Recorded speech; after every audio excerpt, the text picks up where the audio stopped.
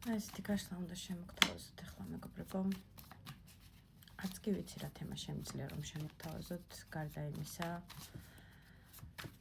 რა მინიშნებები იქნება თქვენთვის ახლოს პერიოდისთვის მაღალი ძალებიდან.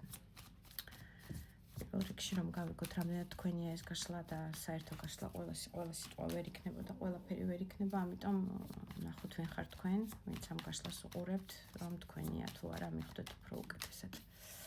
პირადი გაშლებისთვის იგივენაირად შეგიძლიათ მომწეროთ პირადში, ვინც არ ვიცით ფასები და დეტალები გაგაცნობთ ყველაფერს შეძლებს დაგვარად.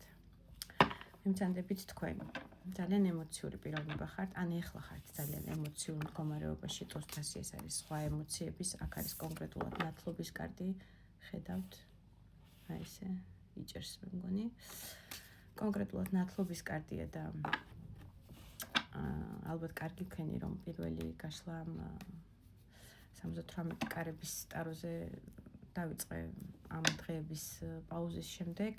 ესეც ერთგვარი ქრისტიანად მონათლის მდგომარეობა. შეიძლება ნაწილისთვის ასე მომდის რომ იყოს რაღაცა თქვენი გარდასახვა ქრისტიანობისკენ. არ ვიცი, მარხვა დაიწყეთ, ვინც მარხვას არ შეგეძლოთ და ვერ აკეთებდით მარხვის პერიოდებში. უფრო მეტად ჩაგაღრმავათ სულიერ მდგომარეობაში და ღვთისკენ მიმავალ გზაზე, თუნდაც იმ ტრაგედიამ, რაც ჩვენ ამ დღეებში გქონდა, ყველა მიცით ამის ლაპარაკს აზრი აღარ აქვს ისევ კონკრეტულად თუნდაც იმან რომ რაღაცნაირად მოინათლეთ თითქოს სხვა ადამიანად, უფრო კეთილგანწყობილი გახდით ადამიანების მიმართ, უფრო ემოციური გახდით, უფრო სხვა ემოციები, აი ემოციური მდგომარეობა გაქვთ ძალიან შეიძლება რასაკვირველია ყველას გვაქვს, მაგრამ ახლა გაჩვენებენ ამ სიტუაციაში რომ სხვა ემოციების ტალღების მდგომარეობაში ხართ, კიდევ ვიმეორებ, დიდი ნაწილი აქ არის ისეთი ადამიანების, ვინც შესაძლებელია ვერ მიყვებოდა ღვთიურ გზას, ვერ მარხულობდა, ვერ აკეთებდა ასკეზას, ვერ ლოცულობდა ხშირად, ვერ დადიოდა ტაძარში წირვალოცვისას, აი რაღაცნაირად თითქოს მოინათლეთ ახლა და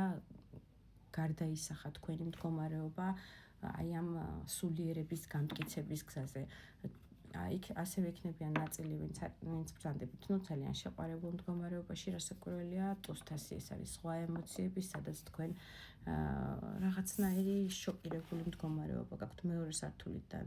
ვიღაცის ყურადღების მიპყრობას ცდილობთ, ეს იქნება თქვენი პარტნიორული ურთიერთობა მეუღლესთან თუ საყვარელ ადამიანთან, რაღაცნაირ კრიზისში გრძნობთ ყველა ვარიანტში, ხუთიან თასით მდგომარეობა გაქვთ კრიზისული, ეს არის მდგომარეობა, სადაც ადამიანს სიტუაციას ცდილობთ რომ დაგინახონ, შეგამჩნიონ, იმიტომ რომ ხანძრის შენობაში იმყოფებით, აქ პირველი სართული უკვე იწვის და მეორეზე სანამ ვიდრე ავა ეს ცეცხლი, ასე ვთქვათ, მეორეზე ხელის ქნევას, ყვირილს, შველას ითხოვთ ვიღაცისგან ყურადღების მიპყრობას, რომ აი ეს თქვენი ემოციური ფონი დამშვიდდეს, მაგრამ 7-იან თასით, 7-იან ხმლით მაპატიეთ, ეს არის მდგომარეობა, სადაც თქვენ ხატავთ თქვენივე თავის ტყუილს, თქვენ თავს იტყუებთ, მოდი ესე ვიტყოდი, მდგომარეობას, რასაც თქვენ ხატავთ აი ამ სურათზე, ეს არის საკუთარი თავის მოტყუება, რომ ვიღაცის ყურადღებას მიიპყრობთ, რომ ვინმე მოვა თქვენს აი ამ მეორე სართულიდან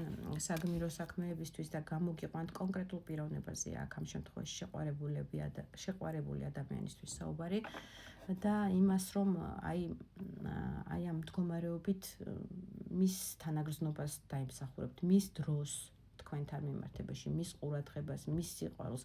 ეს არის თქვენი თავის მოტყუების რეჟიმი, ისე როგორც თქვენ ხატავთ, ეს შედევრი ძალიან ცუდად ჩანს, თუმცა კონკრეტული ნახატი არ არის, მაგრამ აი ხა გამოჩნდა. ეს ნახატი, რასაც თქვენ ხატავთ, თქვენი თავის მოტყუების რეჟიმი გაქვთ, ასე ვთქვათ, რომ მერე ყველაფერი დაალაგდება, 9-იან თასით რომ ემოციები დაალაგდება, ემოციურ ტალღაზე ხართ ძალიან მაღალი турბულენტურობის ემოციური ფონია. აქ კიდევ ვიმეორებ, ზოგისთვის არის ის მდგომარეობა, რომ სულიერებისკენ რაღაცა თქვენ თავს იტყუებდით მანამდე, რომ ასე ვცხოვრობ და ასე მეშველება და აი ამ მდგომარეობამ რაღაცნაირად დაძრა თქვენი გაშეშებული სულიერების პროცესი უკეთესობისკენ, სულიერებისკენ, სიყვარულისკენ, ერთადყოფნისკენ. ყველა და ყველაფრის მიმართ ემოციური ფონი გაქვთ ზე და არის ასევე ნაწილი ადამიანების, ვინც უკვე კონკრეტულ პირად ურთიერთობებზე არის თავის მოტყუების რეჟიმში, რომ ამითი და აი ამ ლოდინით, აი ამ შეძახილით, აი ამ ხელისქნევით გეშველებათ და ეშველებათ თქვენ სიტუაციას და დაალაგდება, ასე ვთქვათ. აქ არა აქვს მნიშვნელობა კონკრეტულად პირად ურთიერთობებზე, ოჯახის წევრზე კონკრეტულად მეუღლეზე ვიტყვით თუ საერთოდ ვინმე კონკრეტული თქვენი საყვარელი პიროვნების მიმართ ვიტყვით.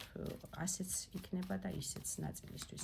თუ ატყობთ მოკლედ იდენტიფიკაციას, რომ თქვენია და ენერგეტიკას, რომ თქვენია, აუცილებლად ბოლომდე უყურეთ. თუ ატყობთ, რომ ეს გაშლა თქვენი არ არის, შეგიძლიათ უბრალოდ სიყვარულით დაალაიქოთ, გადმოხვიდეთ ჩემგოზე და არჩიოთ სასურველი თემატიკა. თუ თქვენია, წავედით, მაშინ გავიგოთ მაღალი ძალების მინიშნებები თქვენთვის. რას უნდა მიაქციოთ ყურადღება. როგორი კონკრეტულად რთული და მნიშვნელოვანი პერიოდის წინაშე გეხართ, ნახეთ 3 კარტი და მესამე აქედან არის დახურული.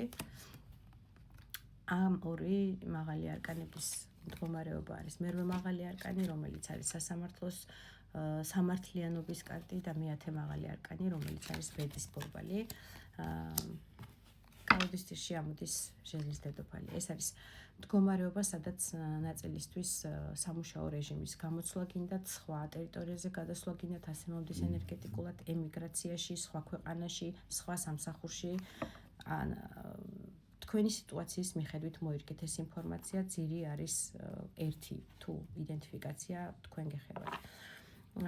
რომ სამართლიანად ის მდგომარეობა, რა მდგომარეობაშიც ახლა თქვენ იმყოფებით, ეს არის თქვენი საბედისწერო მდგომარეობა, მაღალი არკანი მე-10 ბედის ბორბალით. აი ეს ბედის ბორბალი მოიტანს იმ სიტუაციას, რომ თქვენ გზას უნდა გაუყვეთ ყველა ვარიანტში და არ დაყაროთ არც ერთ ვარიანტში ფარხმალი. ეს იქნება რაღაც მომენტებში შეიძლება არასასურველი სამუშაო, არასასურველი ხელფასი, არასასურველი ვაკანსიები, საიდანაც ვერ აარჩევთ, რომელი შეიძლება სათქვენო იყოს. ყველა ვარიანტში არ უნდა დაყაროთ ფარხმალი, კიდევ გავიმეორებ და განაგრძოთ გზა იმისკენ, რაც თქვენ ფიქრშია, რაც თქვენ დაგაკმაყოფილებთ.